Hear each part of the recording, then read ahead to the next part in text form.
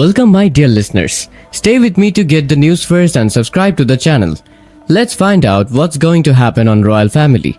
Meghan goes silent after Hugo Vickers' new book reopens old royal wounds.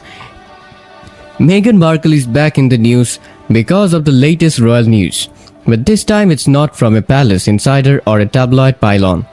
The press is using a new biography by Hugo Vickers about Queen Elizabeth II to make claims that make Meghan look bad and say that the late queen had to step in more than once when royal protocol and personal behavior clashed.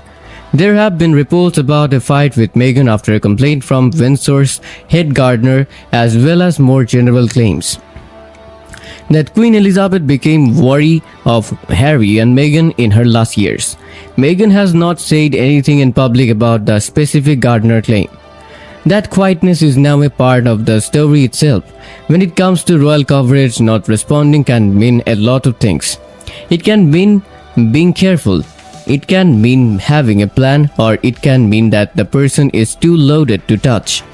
In this case, the most recent commentary is clearly trying to put Meghan back into a familiar story. The Duchess as a troublemaker, the place where those tensions played out, but the reporting is also important for another reason.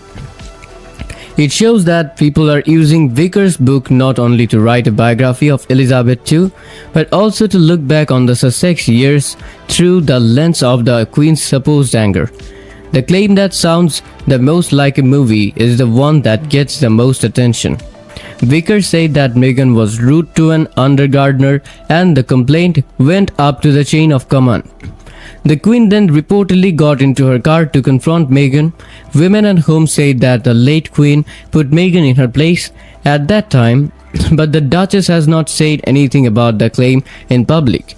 It's an irresistible royal story, a staff complaint, a private intervention, and the Queen herself stepping in to make sure that staff and servants are treated with respect. As history, it is still a claim made by a historian and spread by the media. That difference is important because the book doesn't just cover one event. The wider reporting suggests that Vickers is portraying Queen Elizabeth II as a monarch who became more and more worried about Harry and Meghan as their relationship with the palace got worse. One report from the Telegraph says that Vickers told the Daily Tea podcast that the Sussexes made the Queen distressed in her last years and that she was afraid they might have been secretly recording her. Another article in the Telegraph, based on the same book related coverage, says that the Queen told Harry not to rush into marrying Meghan. Those claims help explain how the media is reacting right now. Meghan isn't just being talked about in one story. She's part of a bigger picture of royal stress. The emotional power of this story comes from that bigger picture. Meghan has always been a controversial figure, but the latest news is trying to make the case that the tension wasn't just public or political. It also affected the Queen's private life. The news stories about Vickers' book also make it seem like Elizabeth II was worried about more than just the usual problems at the palace. If the Queen thought her conversations could be recorded, that would explain why her relationship with Harry and Meghan went from warm to cautious. It would also explain why even small reports like a complaint about a garden now come with much bigger claims about trust, privacy, and the loss of family trust. The timing is also very important. Harry and Meghan are already being watched closely in Australia, where recent reports say they were balancing charity visits, business events, and a quasi-royal style of public appearance. In March, the Telegraph also said that the late Queen had told Harry not to rush into marrying Meghan. This adds another layer to the story that is already out there. As these old memories are played over and over, the Sussex story is becoming more and more of a warning about what happens when the monarchy and a life driven by celebrities come together. For Meghan, this is a type of pressure that is old and familiar. She's not just defending herself against one accusation. People are pulling her back into a bigger argument about whether she ever belonged in the royal family. The Gardners claim the tiara dispute references that are coming up again, the fear of recordings, and the supposed warning to Harry all add to a single media impression that the Queen saw trouble coming and tried to deal with it in her own way. Women and Home also says that Meghan spoke highly of Elizabeth II after her death, calling her a strong example of female leadership. That makes the picture more complicated than the headlines say, because it shows that the relationship was never just about fighting. There was also respect, at least on Meghan's part, even though the tension around them was still very real. The book coverage of the Queen is also very detailed.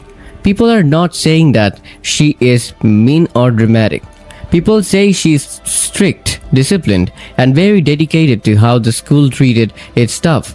That helps explain why the story about the Gardner has spread so quickly. It fits with the long-held public image of Elizabeth II as a queen who could be quietly powerful when she needed to be.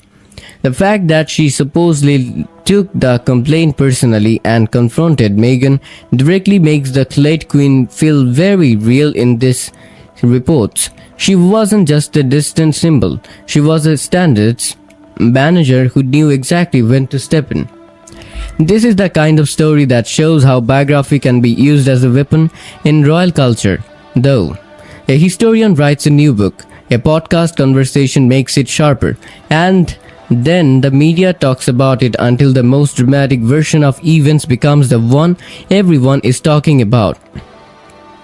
Like the Women and Home summary, the Telegraph story about Vickers' book makes sure to say that the claims come from him, but the headlines always make that nuance less clear. Meghan goes silent is a strong way for tabloids to frame the story, but the verified point is more specific. She hasn't publicly responded to this specific claim. Everything else is up for interpretation. That's where the royal drama happens. In that gap in understanding, if you like the monarchy, the book makes it sound like the Queen had to deal with the fallout from Harry and Meghan's choices in her last years.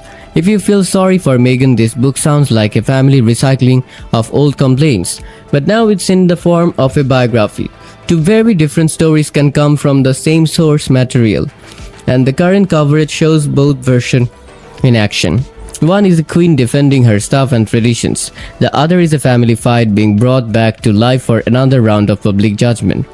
What the reports make clear, though, is that the book is not being read as a neutral history book.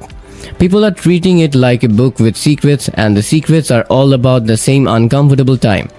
When Harry and Meghan left the working royal structure and the Queen, according to these reports, became more secretive, the Telegraph's mention of secret recordings at distress is especially telling because it moves the story away from a one-time annoyance and toward a bigger breakdown of trust. That's why the news right now seems so shocking. They don't just say that Meghan is rude. They say that the Sussex era changed how safe the Queen felt. There is still a careful line between accusation and proof, though. Vickers is said to have told the story about the Gardner. Vickers is to blame for the worries about the recordings. Vickers is the one who told Harry not to rush into marriage. None of that is the same as a direct record from the palace. When exposed is the main word, that part gets lost. The current reports really say that the historian's new book has opened up an old battlefield again. Not that it has given a final answer, the effect is still there. Though, Meghan's silence, whether on purpose or not, makes the book's claims seem unimportant. That silence makes people want to say something, and saying something makes people sure. The story says just as much about the Duchess of Sussex as it does about the media machine. A royal biography comes out. A set of claims gets more attention, and Meghan is once again put in the position of being the woman whose every move is seen through the lens of the monarchy's deepest fears. Maybe that's why the story sounds so familiar. It's not only what Hugo Vickers wrote, it's about how fast the royal world turns memories into weapons. The most restrained reading is also the cleanest one in the end. Hugo Vickers' new book has clearly brought back criticism of Meghan and started up conversations about what the late Queen thought of the Sussexes.